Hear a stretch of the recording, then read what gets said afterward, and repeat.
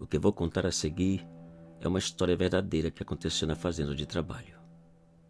Um fato real que eu também tive a oportunidade de ver, ouvir e sofrer. Essa é a minha história. Depois do falecimento do pai, Mário decidiu deixar a capital, voltar para o interior e cuidar da fazenda herdada lá no estado do Pará. Uma fazenda enorme, com vários quilômetros de uma mata linda e fechada. A principal produção da fazenda era a criação de gado, a carne. Mas como o preço do quilo havia caído bastante nos últimos meses, Mário teve uma outra ideia: plantar cacau. Aproveitar de uma outra maneira e mais barato o que mais possuía: a terra. Senhor Mário, cuidado com a curupira, disse o velhinho que viveu toda a sua vida na fazenda. E quem é esse ou essa curupira? Perguntou Mário. O velhinho respondeu que era a protetora da mata, e que anos atrás o pai de Mário havia tentado plantar cacau e rapidamente desistido, dados os ataques violentos da protetora. Meu pai desistiu? Você tá brincando? Comentou Mário sem acreditar na história do velhinho.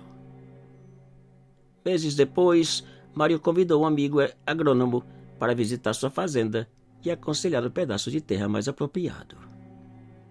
O agrônomo chegou e os dois saíram recolhendo bocados de terra por toda parte. E enquanto estavam no meio da mata, o amigo perguntou se por ali havia índios. Mário respondeu que não, e ao mesmo tempo indagou por que da pergunta. O agrônomo respondeu que parecia ter visto um entre as muitas. Coisas da imaginação. Aqui não tem índios, disse Mário. Horas depois, sentados na varanda da casa da fazenda, o agrônomo comentou do índio que havia visto e do canto da varanda. O mesmo velhinho chamou a atenção do agrônomo e disse: Desculpa a intromissão, senhor. Eu acho que pode ser o curupira, que já sabe das intenções do patrão. E quem é esse tal de curupira? Perguntou o agrônomo. É nada não, meu amigo. Pura crendice dos mais velhos que acreditam em lendas, disse Mário, deixando o velhinho sem graça. No dia seguinte, o amigo agrônomo despediu e saiu prometendo enviar o resultado de suas pesquisas, tão logo fossem concluídas. E dias passaram. Em uma certa manhã, um outro amigo chegou com o resultado do agrônomo. O melhor lugar para plantar o cacau era, sem dúvida, no meio da mata. Mário não perdeu tempo. 2 dias depois, vários trabalhadores saíram em direção à mata para começar o desmatamento da área escolhida. Porém, tão logo começaram a cortar, a curupira começou a castigar jogando pedras nos pobres coitados que, assustados, deixaram o lugar correndo como loucos. Que cambada de frouxos! Como pode tantos homens terem medo dessa tal de curupira? Exclamou o patrão, sem poder acreditar nas histórias dos trabalhadores. No dia seguinte, Mário enviou os mesmos empregados, acompanhados de 2 outros armados de espingardas, mas de nada adiantou. A chuva de pedra foi ainda maior, sem os pistoleiros sequer ver quem jogava ou em quem atirar. E o resultado foi o mesmo. Deixaram tudo para trás e saíram correndo assustados em direção à casa. Reunidos na varanda da casa, Mário ouvia admirado as histórias dos apavorados empregados. E zangado como nunca, quase saindo fogo pelas ventas, como dizia minha avó, ele apontou para 5 dos mais corajosos dos empregados e disse que preparassem para uma caçada da curupira naquela mesma noite. E assim fizeram. Volta das 6:30 da tarde, quando o sol já entrava, os 5 apresentaram ao patrão, armados de espingardas e revólveres. Mário checou pela última vez suas armas e saiu em direção à mata. Hora de acabar de uma vez por todas com aquele problema.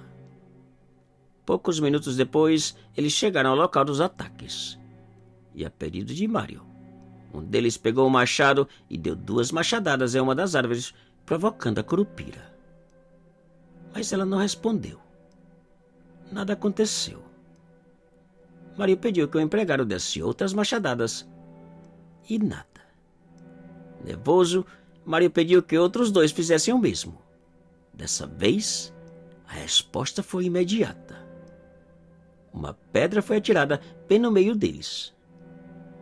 Mário levantou a espingarda e atirou naquela direção. A situação ficou ainda pior, pois naquele instante uma chuva de pedras começou a cair da mesma direção. Escondidos atrás de um tronco de uma árvore, Mário e seus empregados esperaram que as pedras parassem de cair. E no momento que elas pararam, os 5 empregados saíram em direções diferentes, procurando cercar a Curupira. Minutos depois, Mário viu o barulho dos 5 correndo e gritando rumo à casa. Naquele instante, Mário resolveu sair e enfrentar a Curupira cara a cara, sozinho. E com a espingarda na mão, ele caminhou para onde pensava que ela estava. Porém, a Curupira era mais esperta do que ele podia imaginar. As pedras pararam e os assobios começaram. Mário seguiu os assobios sem perceber que cada vez mais penetrava uma parte da mata ainda mais fechada e desconhecida. Os assobios continuaram cada vez de uma direção diferente. O pobre Mário não tinha a menor ideia do que estava acontecendo.